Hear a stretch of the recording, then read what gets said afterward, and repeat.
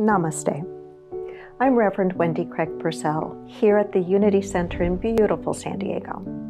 Thank you so much for subscribing to this channel. Please make sure that you like the video you've just watched and consider making a contribution on our app or on our website. It's really easy to do, and thank you in advance for that support. It does make a difference. We do stand here on Memorial Day weekend, and it is a perfect time for us to remember, to be mindful, to be reflective. You know, it's easy, I think, in our world today, especially in our country today, to look at Memorial Day as, oh, a great 3-day weekend. And so we think about our barbecues or the beach or the fun things we're going to do. And there's nothing wrong with having fun and celebrating in those ways. But I think it is imperative that we not forget why there is this holiday. It's not the same as Veterans Day, and a very important holiday as well, a time in which we remember all those who served in our military. But Memorial Day is about remembering those who served and died in service to our country. And I was surprised when I had done a little bit of circling back and trying to remember and reacquaint myself with some of the history of Memorial Day, that it wasn't declared as an official holiday until 1971. And because I'm the age I am, that doesn't seem all that long ago. 1971. But it harkens back. It was originally called Decoration Day. And it harkens back to the end of the Civil War. The Civil War ended in 1865, and very shortly thereafter, rather spontaneously, folks started to gather to remember and to lay flowers on graves and to remember, you know, and I don't know if you recall this from your history, but more lives, more American lives were lost in the Civil War than in any other war. So many, in fact, that it became the reason that we had to create national cemeteries. And it's believed that one of the very first gatherings in honor of remembering those who had lost their lives in the Civil War, it's believed that one of the very first, if not the first, happened in Charleston, South Carolina, and it was conducted by a group of formerly enslaved people who gathered together to celebrate. And it's kind of interesting to me, and perhaps a bit shameful, maybe it's some whitewashing, I don't know for certain, that celebration in Charleston was not the one that was declared official. It was one that was held, believed to be later on, in Waterloo, New York. But anyway, it's important that we, though this is a secular holiday, that we understand that there are some spiritual underpinnings to it, that there's something in the human heart that naturally grieves at injustice, that naturally grieves at loss, whether through war or whether through tragedy that we've just been witness to in Buffalo and in Texas. And so what are some of the things that we are called upon to remember together and to practice together? And as I was thinking about it, I think there are 3 ideas that I want to share with you this morning. The idea of gratitude, the idea of reflection, and the idea of action. The idea of gratitude, the idea of reflection, and the idea of action.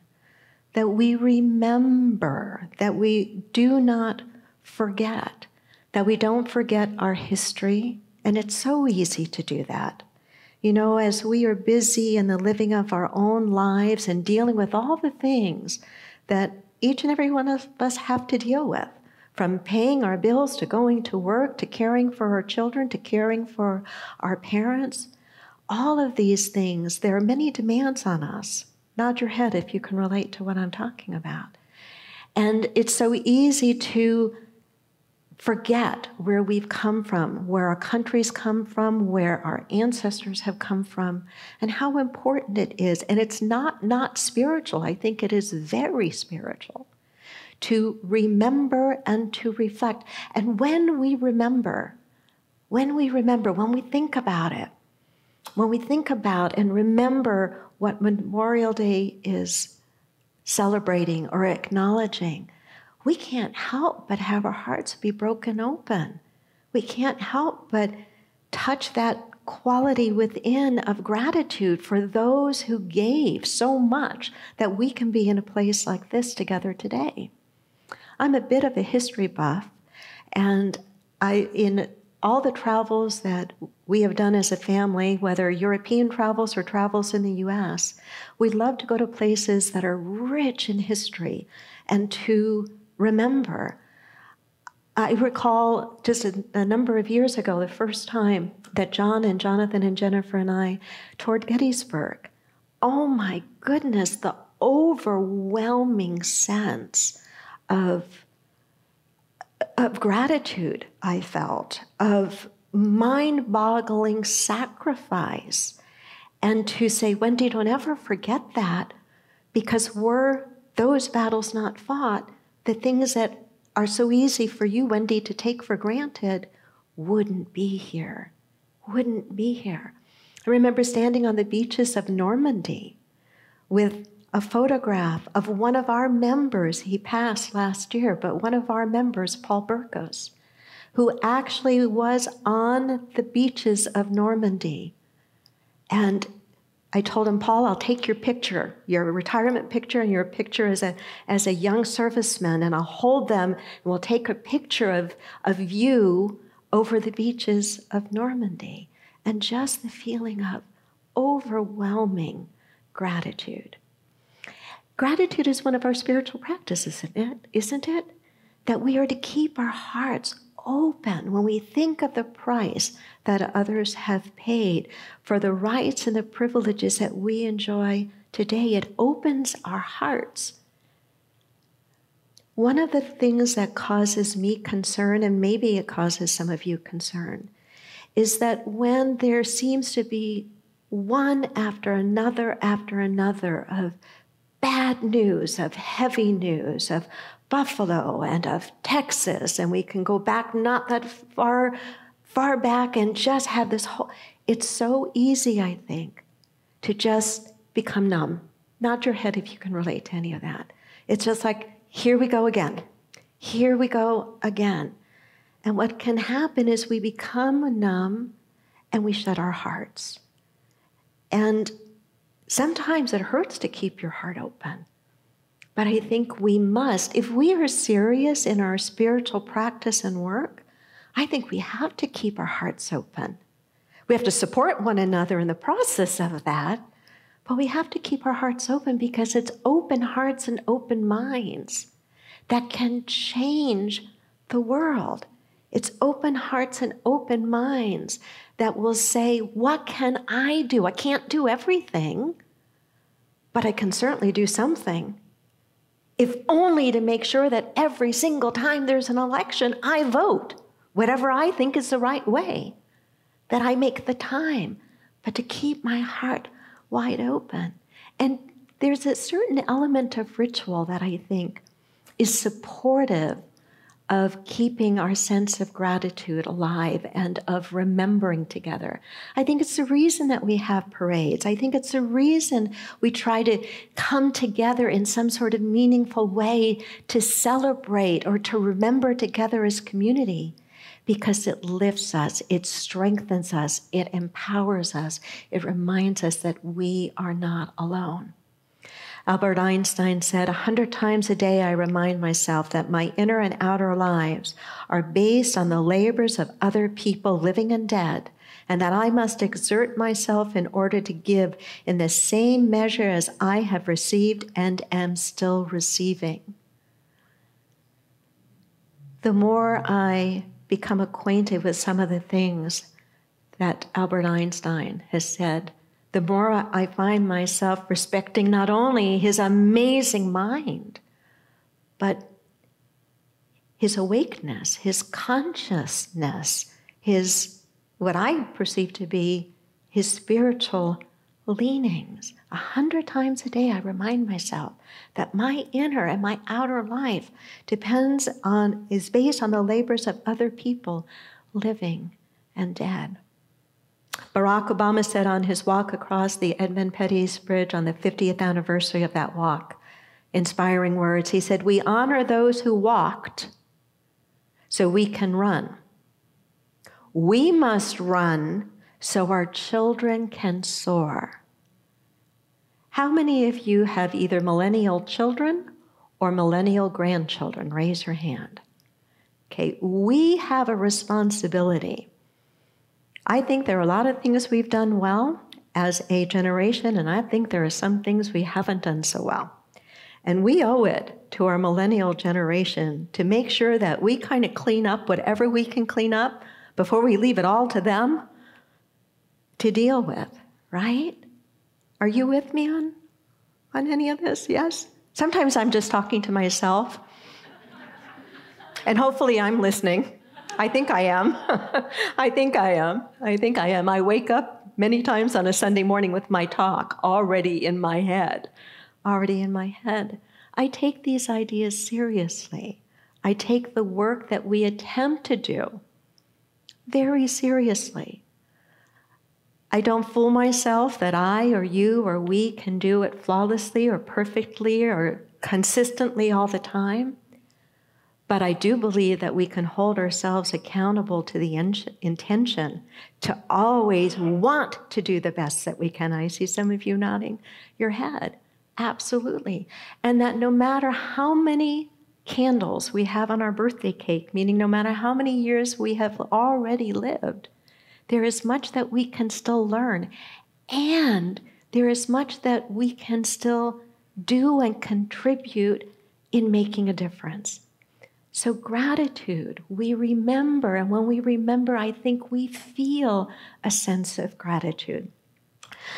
Part of remembering is reflecting. It's not, I don't believe it's enough just to be grateful and go, I'm so appreciative of all that's gone before me that I can at least live the way that I'm living now, even with its challenges and problems. Not enough just to be grateful, but to be reflective. One of the things that I think is so very at the heart of genuine spiritual practice, whether it's unity or something else, that's at the heart of genuine spiritual practice is a practice of reflection, which is quiet time. It's thinking. It's reevaluating. That takes some time. It takes some vulnerability and courage to reflect. Where have I as an individual done well? Where have I as an individual fallen short? Because it's where I have fallen short that is an opportunity for me to stretch, to grow, to heal. Where have I as an individual done well is an opportunity for me to be buoyed up. So I have the courage and the strength to be willing to close the gap in those places where I've fallen short. I often pray that not only will we as individuals be deeper in our practice of reflection, but can we encourage our leaders, business leaders and politicians alike, to be more reflective as well.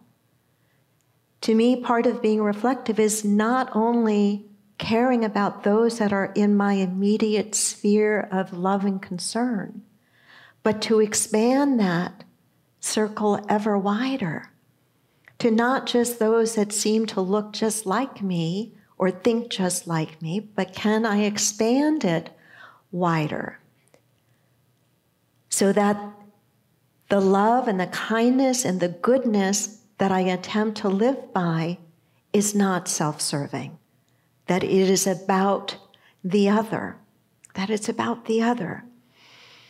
I wrote in my notes, before we can vow to never forget, we have to remember and learn. before we vow to never forget, those words come right out of the Holocaust, never forget, right? But before we can vow to never forget, we have to remember and learn, to learn from our mistakes. There are answers to ending gun violence. There are answers. We have to learn, we can't forget, and we have to move forward deliberately toward bringing about whatever changes need to happen so that 19 innocent lives aren't lost again and again and again. Or the forgotten numbers, they all blur. The numbers of lives 10, forgive me if I'm wrong, that we just lost in Buffalo. My sister was a student at the very first elementary school where there was a shooting. They weren't called mass shootings then. She was a student at Cleveland Elementary School here in San Diego when Brenda, I forget her last name now, I think it was Billings, but fired a shot because she didn't like Mondays. We've been experiencing this for a long time. I can't tell you what is right for you, but what I can say as a spiritual teacher who's devoted my entire life to spiritual practice is we have got to stand strong in our spiritual beliefs and practice and make sure whatever they are, that they get expressed far and wide. When we celebrate or acknowledge Memorial Day, we are saying thank you to those who made an ultimate sacrifice. Many of the quotes that I read to you pointed to the idea that the way that we honor and say thank you is to make sure that we are carrying forward a certain level of care and responsibility to make the world better for those who are here now. And so we remember, and in remembering, we are grateful. We reflect, and we do what we can to learn from our mistakes, to admit individually and societally the mistakes we have made, to not whitewash them, to learn the history that we need to learn, to not keep making the same mistakes that we have made, to acknowledge that there are things that we didn't know, and to start learning them. And then even then, there's one more piece. And it too was a part of, I think, every quote that I read to you this morning. And that piece is action. And that's where in some ways I think that some of our religions have been far too reluctant to say it's time to get up off not just our affirmations, but our affirmations and our prayer cushions and get to work in the real world. I can't tell you what is yours to do, but I can tell you that it's not going to get done if we keep looking to the other person to do it. There is something for you to do. I have a feeling you already know what it is. If you don't, be willing. Take it in prayer.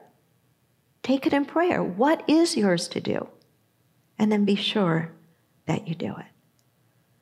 So as we experience Memorial Day tomorrow, as we think about the words of Dan Pikopoulos that I shared with you this morning, don't wish people a happy Memorial Day.